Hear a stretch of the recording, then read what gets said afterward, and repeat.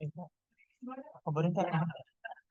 Kita bilang saja itu bisa zoom zoom bisa, bisa masuk masuk gitu. Dibilang orang itu suruh pada masuk gitu.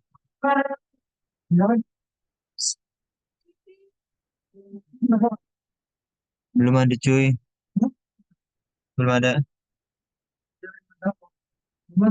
Iya.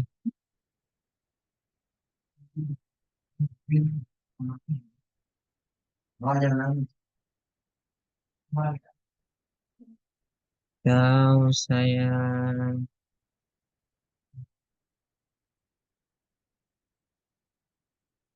Kelihatan ya, kelihatan banget ya.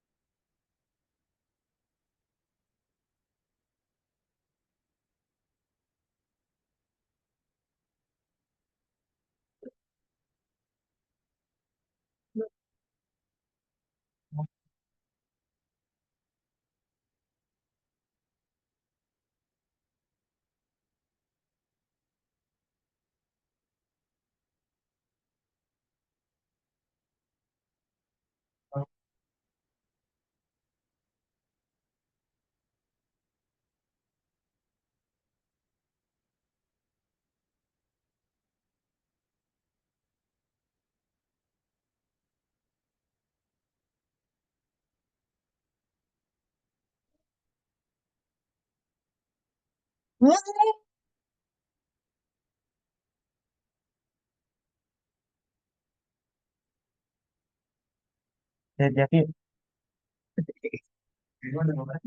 Iya, baru dua orang pesertanya. Eh, Setfaruk ikut Setfaruk. Faruk Bandung ini.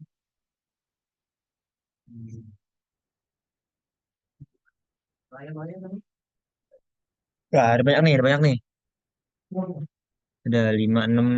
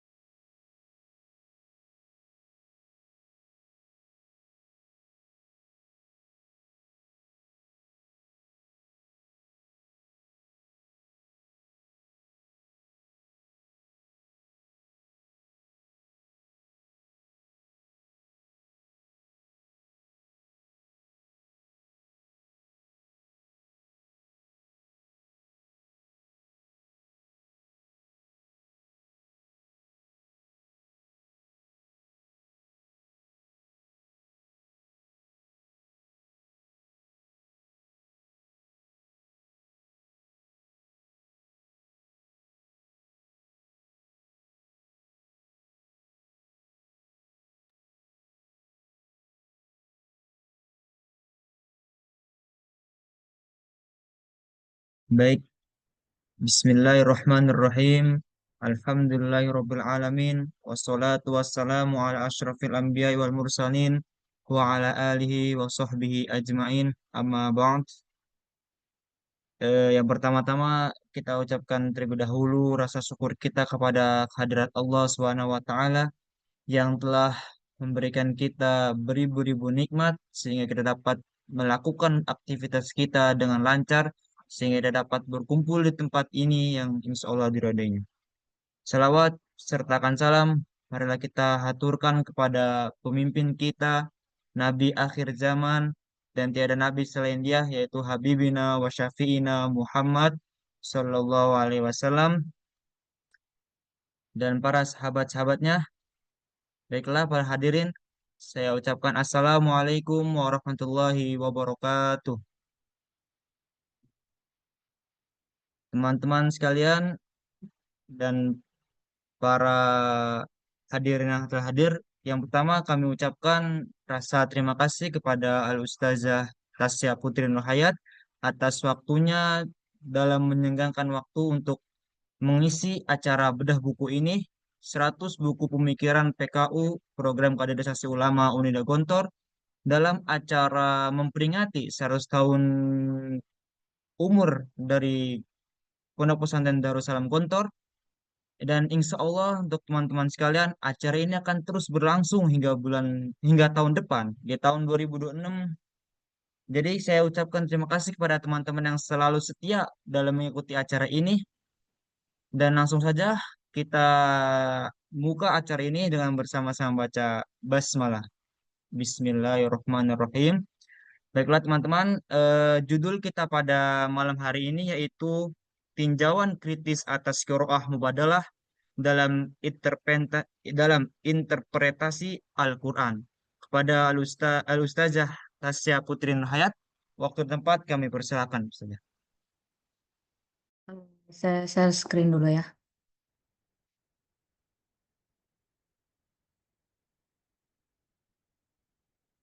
Mangzer amla. Kelihatan nggak? Mangzur saja. Nah, Mangzer. kelihatan. Bismillahirrahmanirrahim. Assalamualaikum warahmatullahi wabarakatuh. Waalaikumsalam warahmatullahi wabarakatuh. Alhamdulillahirabbil alamin wa bihi nasta'in wa ala umuri dunya waddin wassalatu wassalamu ala asrofil anbiya'i wal mursalin wa ala alihi wa sahbihi ajmain amma ba'd. Mubasyaratan lautil muqaddimatan mura'atan liwaqtina al-yaum.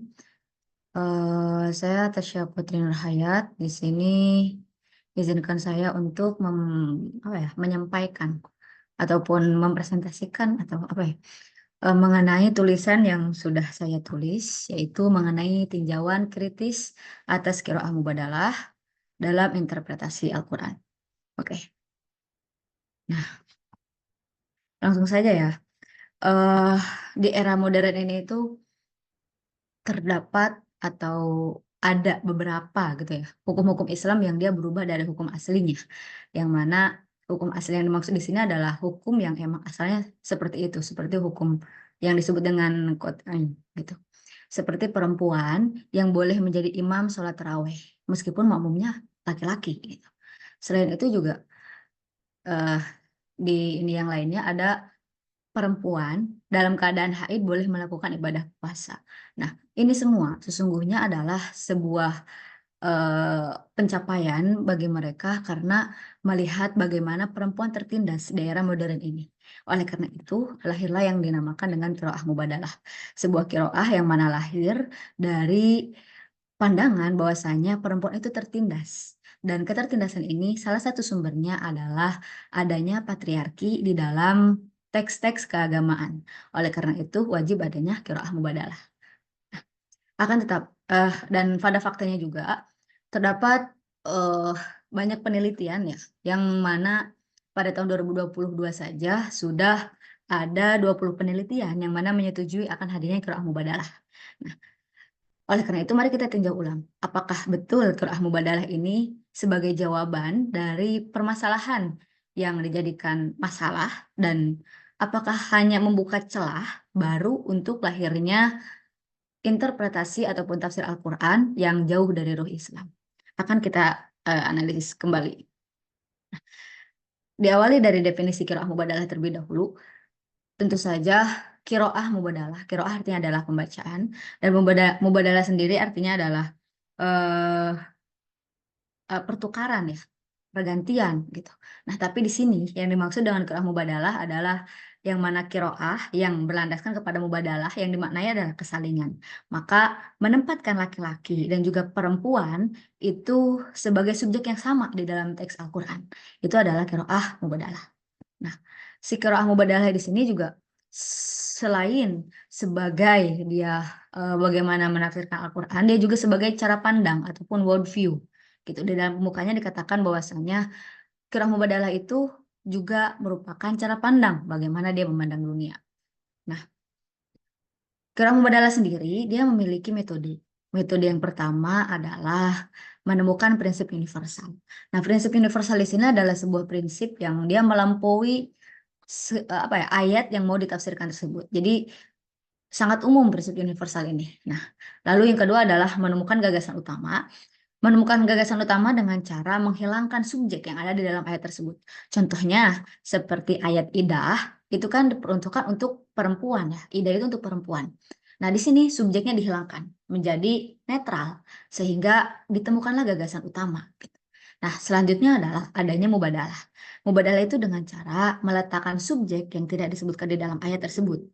Jadi berlaku untuk laki-laki dan juga untuk perempuan. Nah, prinsip universal ini dia harus berlandaskan kepada al-mabadi. Al-mabadi yang sudah ditentukan terlebih dahulu oleh penulis buku Qiraah Mubadalah, yaitu adalah kerjasama, kesalingan, keadilan, gitu kan, dan kemaslahatan. Nah, itu yang poin yang paling pentingnya. Jadi semua ayat yang ditafsirkan harus berlandaskan kepada al-mabadi ini. Nah, selanjutnya, selain itu di dalam cara buku ini menafsirkan Al-Quran itu, yaitu dengan melibatkan konteks sosial. Konteks sosial itu sangat dominan, bahkan dia bisa menentukan sebuah hukum. Nah, seperti pada konteks kenabian, perempuan itu tidak mendapatkan warisan. Bahkan dulu itu perempuan yang diwariskan gitu. Maka ketika ayat turun 2:1 untuk warisan perempuan itu adalah sebuah langkah yang revolusioner. Nah, hal ini ditarik kepada konteks sekarang.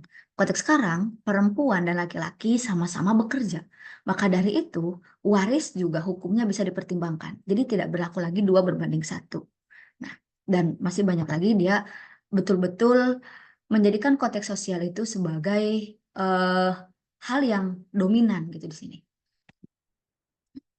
Hal ini menunjukkan bahwasanya qiraah mubadalah ini memiliki kemiripan dengan bentuk hermeneutika operasional hermeneutika. Nah, di sini di tesisnya beliau mengatakan bahwasanya qiraah mubadalah itu merupakan hermeneutika resiprokal ataupun hermeneutika kesalingan.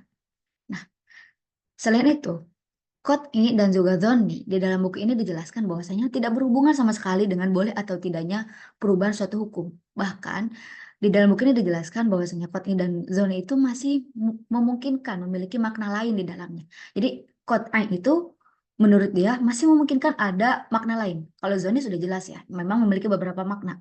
Nah, tapi Qot'i di sini pendapat buku ini sangat berbeda dengan jumhur ulama. Selanjutnya, contohnya seperti idah dan juga nafkah. Idah yang awalnya untuk perempuan dan nafkah itu adalah kewajiban laki-laki. Maka di sini berlaku untuk laki-laki dan perempuan. Karena landasan apa tadi? Mubadalah, yaitu untuk keadilan. Yang mana keadilan yang dimaksud di sini adalah kesetaraan antara laki-laki dan juga perempuan. Begitu ya. Jadi ada perubahan hukum yang sangat jelas.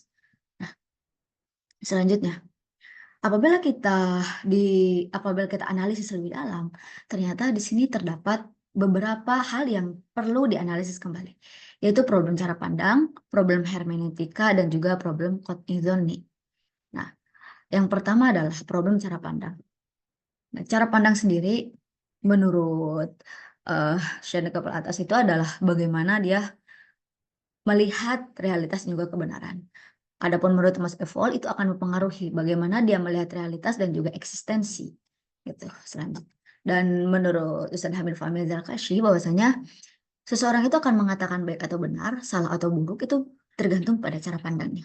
Jadi cara pandang itu sangat mempengaruhi segala sesuatu, baik benar, baik benar, salah dan lain sebagainya gitu ya, realitas, kebenaran. Nah, lalu apa konsekuensinya apabila mubadalah menjadi cara pandang? Nah, apabila mubadalah menjadi cara pandang, maka realitas dan juga kebenaran itu berlandaskan kepada mubadalah tadi. Nah, hingga pada akhirnya segala sesuatu ataupun segala realitas dan kebenaran yang tidak setara antara laki-laki dan perempuan, maka itu akan dikatakan kurang tepat gitu. Nah, oleh karena itu implikasinya apa? Tadi kembali ke awal. Maka tafsir keagamaan menurut mereka itu adalah memihak kepada laki-laki karena yang menuliskan siapa? Laki-laki. Maka dia akan memihak kepada laki-laki itu sendiri. Nah, selanjutnya oleh karena itu mereka menganggap bahwasanya perlu adanya qiraah mubadalah untuk menjawab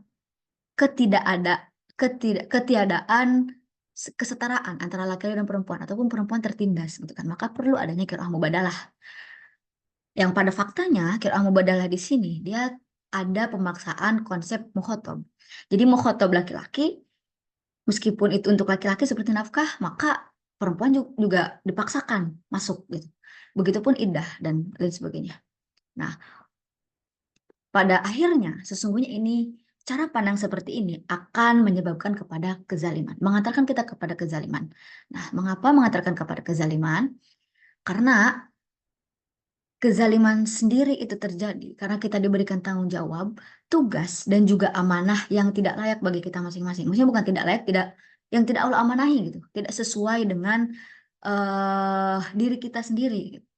Nah, kezaliman ini terjadi kepada dua belah pihak karena membebankan sesuatu kepada pihak yang tidak seharusnya.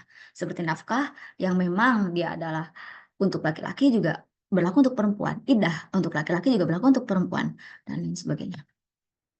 Nah, dan dengan worldview ini akan adanya pergeseran makna keadilan. Keadilan yang pada awalnya adalah menempatkan sesuatu sesuai dengan kadar dan takarannya menjadi keadilan yang mananya adalah kesetaraan, sama, saling, maka itu adalah adil. Jadi analoginya seperti eh, eh, kita memberikan uang jajan ke anak SD dan ke anak SMP agar sama ya, agar adil ya harus sama, padahal kan kebutuhannya berbeda. Seperti ini ya, analogi sederhananya. Lanjut, di sini juga ada problem hermeneutika. Kenapa ada problem hermeneutika? Hermeneutika ini berproblem karena apabila kita menggunakan hermeneutika, kita akan menjadikan ayat yang muhkam menjadi mutasyabih, yang usul menjadi furu, dan yang qat'i menjadi zonni. Gitu. Nah, hermeneutika sendiri akan mengantarkan kepada relativisme tafsir. Jadi ketiadaan finalitas tafsir, gitu, ketiadaan finalitas kebenaran. Gitu. Nah, yang pertama bahayanya akan menghilangkan keyakinan akan kebenaran dalam finalitas Islam. Yang kedua, dia akan menghancurkan bangunan ilmu pengetahuan Islam itu sendiri dan akan menempatkan Islam sebagai agama sejarah. Itu bahayanya hermeneutika. Nah, selanjutnya ada problem qat'i dzanni. Nah, problem qat'i dzanni sendiri tadi dikatakan ya, dalam buku Qira'ah Mubadalah ini, qat'i dzanni ini tidak berhubungan dengan perubahan suatu hukum gitu. Dan qat'i itu masih memiliki kemungkinan banyak makna gitu, kemungkinan makna lain. Nah, padahal jumhur ulama mengatakan bahwasanya qat'i itu mengandung pengertian pemaknaan tertentu yang tidak bisa dipahami makna lain darinya. Jadi maknanya udah jelas gitu, tidak ada makna lain. Sedangkan zoni memang mengandung banyak makna gitu, perbolehkan adanya takwil. Nah, si qat'i ini tidak diperbolehkan adanya takwil, maka tidak berlaku lagi ijtihad. Berbeda dengan zoni. Zoni memang berlaku takwil dan berlaku ijtihad. Nah, oleh karena itu, qat'i ini termasuk ke dalam hal yang sawabi tadi, yang memiliki sifat kekal dan tidak tergantikan. Tidak ada perubahan atau pergantian meski waktu dan keadaan itu berubah. Gitu. Jadi di sini sangat bias. Qat'i menjadi zoni. Gitu. Tidak ada lagi qat'i dan tidak ada lagi zoni di sana. Nah, dan apabila kita melihat kepada metodologi menafsirkan Al-Quran, apabila kita menafsirkan Al-Quran dengan membawa terlebih dahulu pemikiran kita, madhab kita, dan lain sebagainya, ataupun nafsu kita, maka itu termasuk ke dalam tafsir Biroi Al-Mazmum. Karena tadi di awal, semuanya harus sesuai dengan worldview-nya, semuanya harus sesuai dengan al-mabadi yang tadi di awal, kemaslahatan, dan sebagainya. Nah, dan sudah jelas, tidak diragukan lagi bahwasanya tafsir Biroi Al-Mazmum ini dilarang. Bisa disimpulkan sendiri ya. Nah, di sini sebagai penutup, jadi sebetulnya ya adanya perbedaan antara laki-laki dan juga perempuan itu bukan untuk disetarakan dengan landasan keadilan yang semu gitu. Akan tetapi perbedaan ini adalah untuk keserasian dan juga keharmonisan dengan menempatkan diri sesuai dengan kapasitasnya. Sekian dari saya serahkan kepada moderator. Assalamualaikum warahmatullahi wabarakatuh.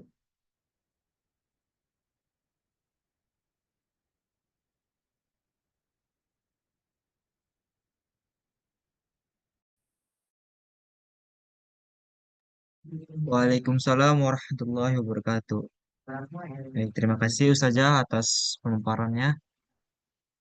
Dari materi tersebut, adakah dari teman-teman yang ingin mengajukan suatu pertanyaan atau yang masih belum pahami bisa diajukan melalui via chat ataupun bisa raise hand-nya. Eh,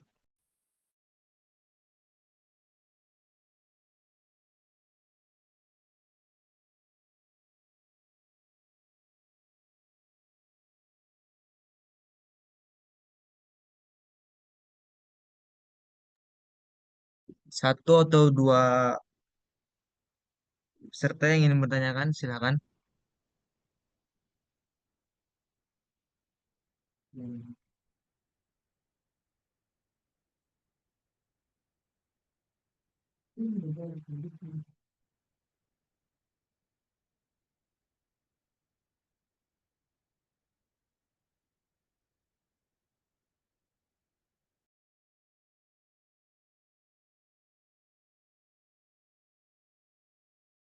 Baik saja, ini di sini sudah ada yang mengangkat tangan dari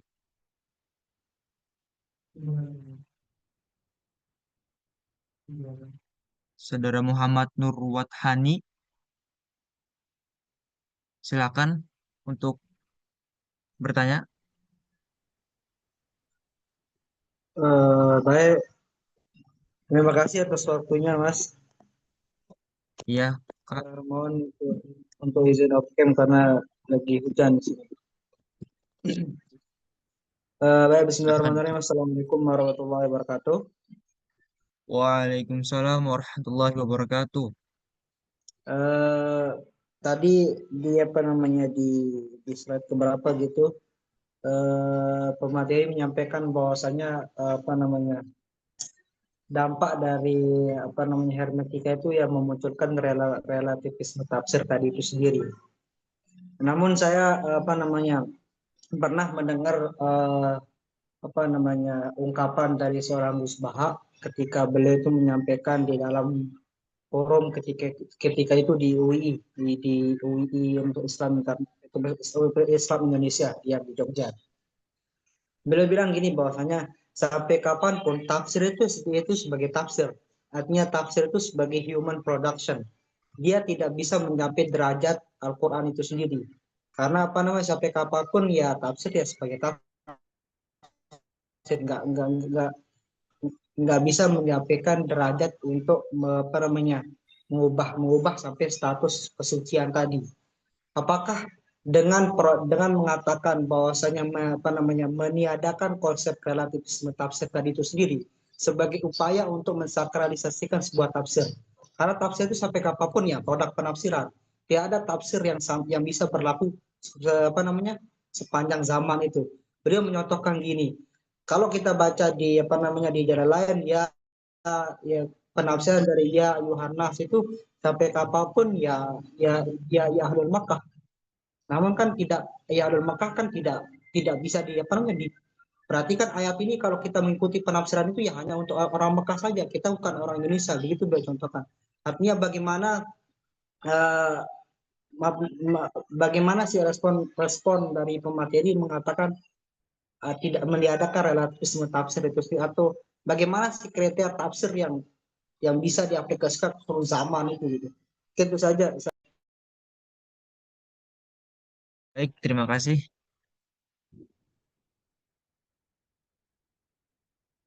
Silakan saja. Saya jawab yang di kolom chat dulu atau yang barusan? Jawab dua-duanya ya. Oke, yang di kolom chat dulu, yang mana katanya Yang tadi barusan tadi yang bertanya barusan saja aja. saya.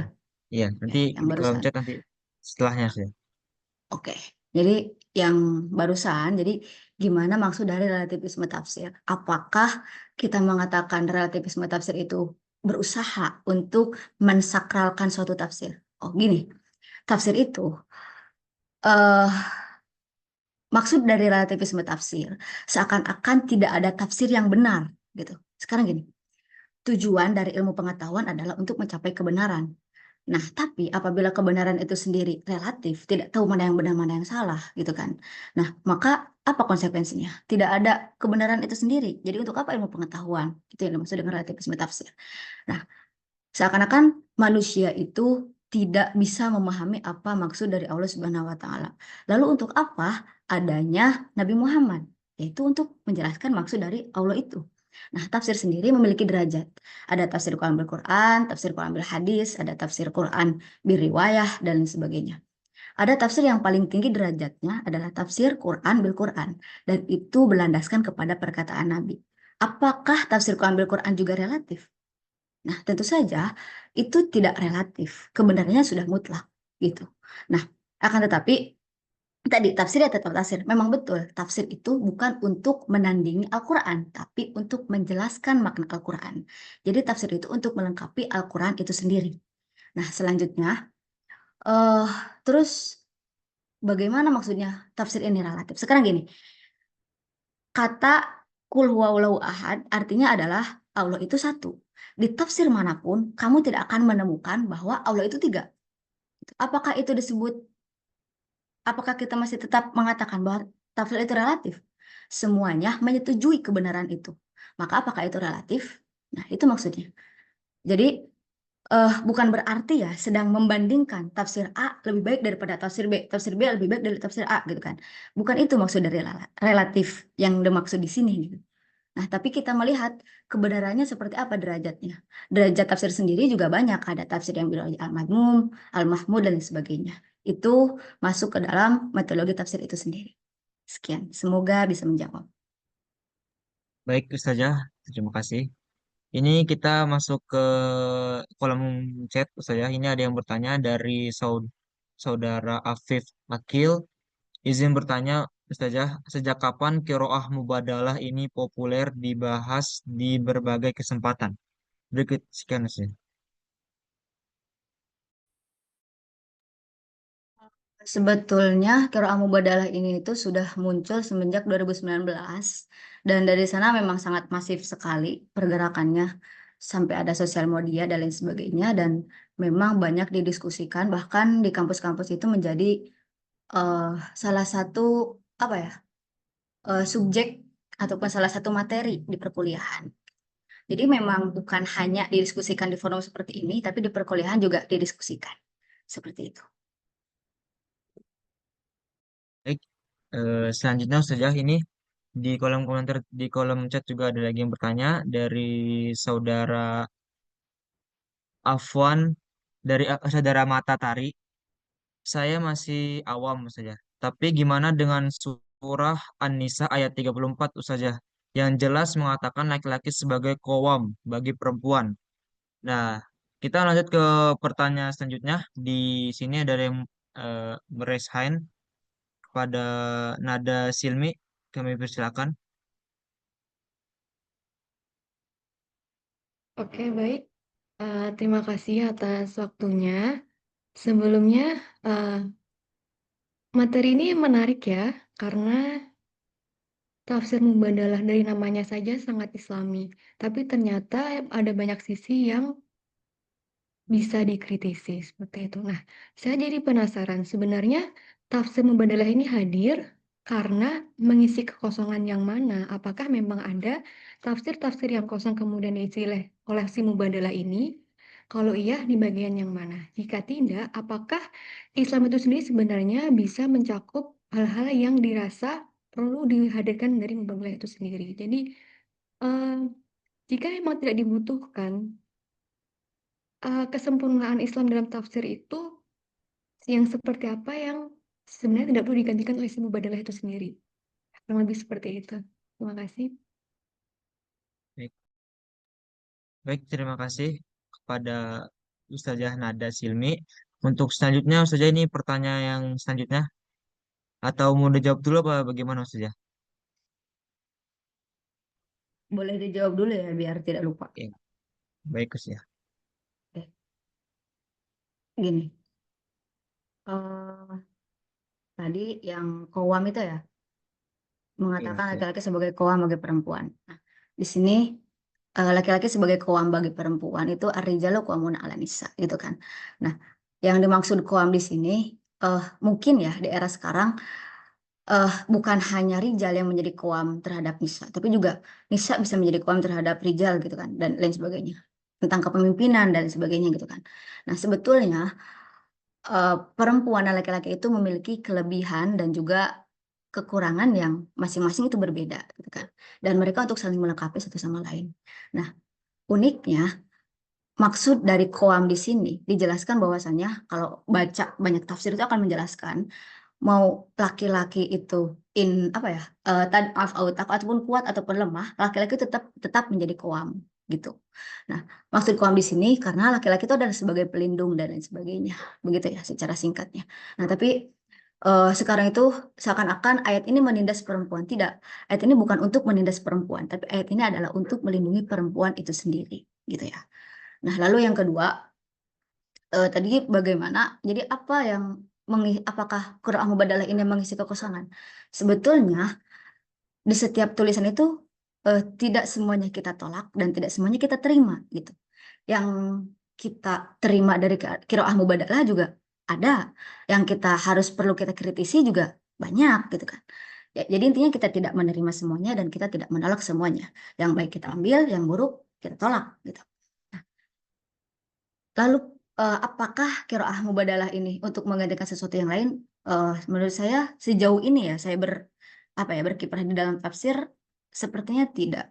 Karena apabila tanpa qiraah mubadalah sekalipun sebetulnya apabila Islam ataupun Muslim itu beragama dengan baik dan benar, dia akan berlaku adil. Adil dengan menempatkan sesuatu pada takarannya gitu ya. Bukan adil dengan dalih keadilan yang semu saja gitu. Nah, selain itu juga eh gini, qiraah mubadalah itu dia memaksakan ayat Al-Qur'an untuk tunduk kepada konteks gitu. Memang betul kita itu menafsirkan Al-Qur'an dengan melihat konteksnya gitu kan. Tapi bukan berarti hukum itu bisa berubah gara-gara konteksnya berubah. Kalau begitu artinya, maka Al-Qur'an itu seakan-akan diturunkan untuk satu kaum itu saja. Bagi kita sudah tidak sesuai. Maka di mana Al-Qur'an itu sebagai rahmatan lil alamin gitu. Sedangkan suatu hukum itu diturunkan itu untuk umumi lafadz laisa bihususi sabab, untuk keumuman lafadznya bukan ini sababnya gitu kan. Nah, jadi sebetulnya ya tafsir-tafsir yang sekarang itu kebanyakan dia memaksa Al-Quran seakan-akan untuk menyesuaikan dengan sosial. Maka sebetulnya apabila kita memahami tafsir dengan baik dan benar, tafsir-tafsir yang sebelumnya dan akidah-akidah kita dan juga ajaran agama kita, kita tidak memerlukan itu. Karena yang hakikatnya seharusnya sosial yang diatur oleh Al-Quran itu sendiri. Seperti itu. Semoga menjawab. Baik, terima kasih Ustazah atas jawabannya. Bagaimana Ustazah Nada Silmi? Apakah masih ada yang kurang atau gimana? Apa sudah? Baik, terima kasih. Mungkin bisa dilanjut saja, Ustaz.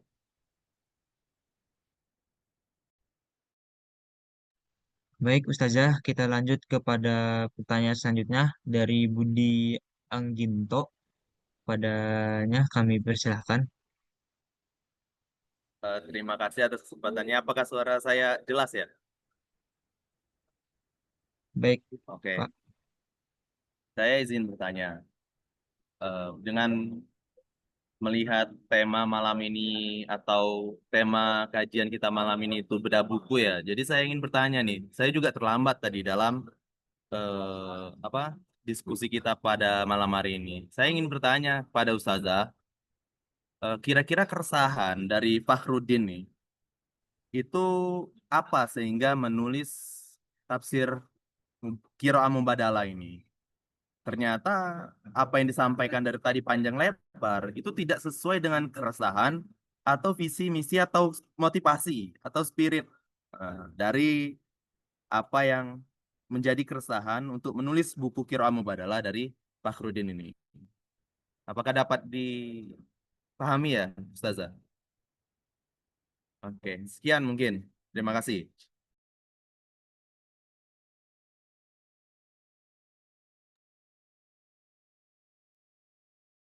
Langsung dijawab saja, Pak Moderator. Baik Ustazah, silakan. Afwan. Jadi, jadi apakah sesuai dengan keresahan gitu ya? Sebetulnya motivasi adanya tulisan ini tuh menurut saya pribadi ya itu sangat sesuai dengan keresahan yang saya miliki gitu. Karena keresahan yang pertama adalah kita melihat bagaimana seakan-akan ketertindasan perempuan itu berasal dari teks-teks Al-Quran itu sendiri. Dari Al-Quran itu sendiri sehingga perlu adanya rekonstruksi tafsir. Yang mana rekonstruksi tafsir ini dia itu sebetulnya telah mengubah banyak hal yang qat'ifun diubah gitu kan. Ini adalah keresahan di awal. Dan juga sudah banyak menyebar pemikiran bahwasanya perubahan-perubahan hukum yang sangat masif ya. Seperti hukum idah tadi, nafkah tadi, dan sebagainya. Nah, maka tulisan ini berusaha menjawab. Sebetulnya pemikiran seperti itu memiliki hal yang perlu dianalisis loh gitu. Contohnya kayak tadi problem hermeneutikanya, ada problem worldview-nya, ada problem qat'izoninya. Jadi untuk mengambil pemikiran itu mohon dipertimbangkan ulang. Jadi seakan-akan buku itu mengatakan demikian. Tapi bagaimana kalian menangkap ini yaitu tergantung kepada pembacanya. Sekian. Terima kasih Ustazah atas jawabannya. Bagaimana Saudara Budi Anggito? Apakah ada yang ingin ditanyakan lagi? Eh, eh, Tadi mungkin sempat disampaikan ya tentang reinterpretasi tafsir gitu sehingga menjadi adil dan lain sebagainya bagi kaum wanita, Ustazah. Nah, kira-kira keadilan tuh ya, jadi bentuknya di sini, Ustazah, itu keadilan bagi wanita. Sedangkan berarti sebelumnya tuh adil buat kaum pria. Sekarang adil buat wanita. Berarti menjadi tidak adil dong bagi pria. Itu berarti penafsiran kembalinya itu, penafsiran ulangnya itu menjadi tepat atau tidak tepat kira-kira menurut Ustazah gitu. Sekian, moderator. Baik, terima kasih Ustazah. Ahlan bisa Jawab ya. menjawab. Ya. Jadi gini, apakah keadilan gimana ya? Awalnya kan katanya keadilannya itu untuk laki-laki. Nah sekarang keadilannya untuk perempuan. Jadi benar-benar adil gak sih gitu ya simpan. Jadi gini, emang mereka itu mengasumsikan bahwasanya tafsir yang ada sebelumnya, tafsir klasik itu adil hanya untuk laki-laki saja, berpihak kepada laki-laki dan menindas perempuan. Nah, dan tafsir ini katanya berusaha untuk eh, menegakkan keadilan bagi perempuan agar tidak tertindas. Jadi, apakah keadilan itu gimana gitu ya? Nah, itu dia masalahnya. Makanya, sebetulnya keadilan yang mereka inginkan itu dalam rangka kemaslahatan dalam pandangan mereka. Dan ini adalah keadilan yang semu tadi yang dikatakan. Bukan adil sebetulnya. Ini adalah sebuah kesetaraan yang diasumsikan keadilan yang semu. Karena adil sendiri itu menempatkan sesuatu dengan tempat dan juga takarannya, dengan kadarnya gitu ya. Nah, maka bisa dikatakan penafsiran tersebut apakah dengan keadilan yang baik dan benar? Sebetulnya tidak gitu. Nah, selanjutnya ya, mengapa dikatakan itu keadilan yang tidak baik gitu kan? Karena gini, mereka itu mencabut hukum dari hukumnya gitu. Jadi memisahkan antara hukum dengan maqasidus syariah. Jadi gini, hukum idah untuk kemaslahatan gitu. Nah, mereka itu mengambil maslahatnya aja. Idahnya itu ditinggal gitu. Nah, sehingga demi kemaslahatan ini harus berlaku gitu kan. Nah, berlaku hukum lain gitu. Padahal kemaslahatan ataupun maqasidus syariah dengan syariah itu sendiri itu udah satu paket di dalam hukum Islam. Itu nggak bisa lepas gitu. Jadi dengan tegaknya syariah Islam yang asli, yang qat'i tadi, seperti hukum idah dan sebagainya, nah itu tuh akan memunculkan kemaslahatan. Dan apabila hukum itu dicabut, maka kemaslahatan juga ikut tercabut gitu. Jadi sesungguhnya apabila cuma ngambil kemaslahatan aja, dia itu sedang menghilangkan kemaslahatan itu sendiri gitu. Jadi sudah sangat jelas keadilannya tidak ada. Sekian. Tapi keadilan kita harus sama dulu ya, persepsi keadilan itu apa. Sekian. Terima kasih Ustazah atas jawabannya. Eh, Bagaimana Kak Budi Angginto? Apakah ada yang ditanyakan lagi atau cukup dari jawaban Ustazah Tasya? Mungkin dicukupkan dulu, moderator. Baik, terima kasih Kak.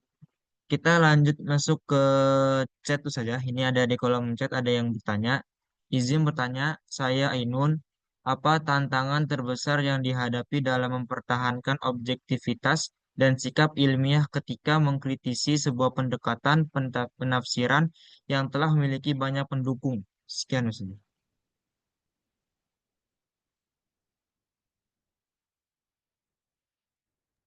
Izin menjawab ya.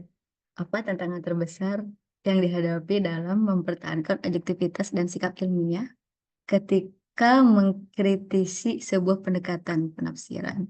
Oke, jadi gini, gimana caranya mempertahankan kita gitu ya, sikap kita terhadap banyak pemikiran pendukung gitu ya, tafsir yang udah banyak pendukung. Jadi gini, sebetulnya ya, eh dimanapun kita berada, dimanapun kita berkiprah, kita tetap harus punya filter, mana yang baik, mana yang enggak gitu. Nah, misalkan tafsir Mubadalah ini udah banyak banget pendukungnya. Nah, tapi kita di sini harus tetap berpegang teguh kepada ajaran kita. Gitu. Bukan berarti mengatakan ajaran yang lain gimana gitu. Maksudnya itu harus tetap dengan sikap kita. Worldview kita itu harus kuat gitu. Jadi apabila worldview Islam kita sudah kuat, melihat penafsiran seperti apapun, kita akan nge-recall worldview kita.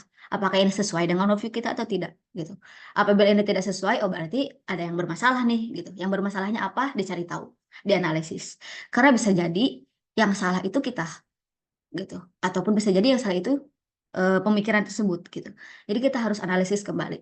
Tapi harus tetap berlandaskan kepada worldview Islam yang baik dan benar. Bukan worldview Islam yang katanya Islam tapi nggak Islam. Sekian.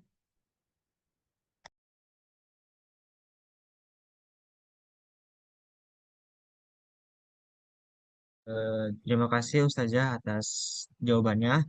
Ini di kolom chat juga ada yang ingin minta PowerPoint dari makalah dari presentasi yang antum sampaikan tadi, Ustazah. Apakah bisa Nah, di-share di sini di Zoom ini? oh di share di Zoom ya? Oh, the way. Atau mungkin nanti Eh, bisa Ana share di grup mungkin saja. ya, nanti saya kirim ke antum ya. Ya, baik teman-teman nanti Ah, untuk PPT dari Ustazah nanti akan saya kirimkan di grup bedah buku kita.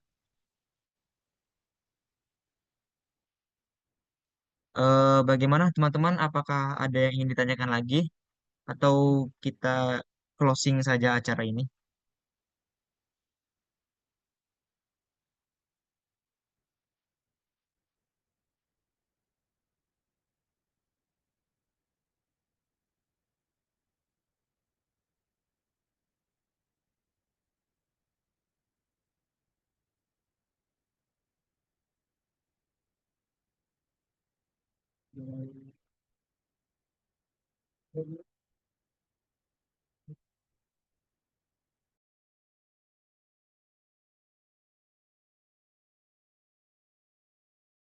Teman-teman, mungkin kita cukupkan saja pada materi hari ini yaitu yang berjudul Qiraah Mubadalah itu. Qiraah tinjauan kritis atas Qiraah Mubadalah dalam interpretasi Al-Quran. Kami ucapkan terima kasih yang sebesar-besarnya kepada para hadirin yang sudah mengikuti acara pada malam hari ini dan kepada Ustazah Tasya atas waktunya yang telah diluangkan untuk mengisi acara ini. Baik, teman-teman, sudah saya kirimkan juga ini di kolom chat, yaitu sertifikatnya. Bisa antum isi. Jikalau nanti emang ada kendala dalam pengirimannya, itu bisa langsung dikonfirmasikan ke nomor kami, itu PKO officialnya.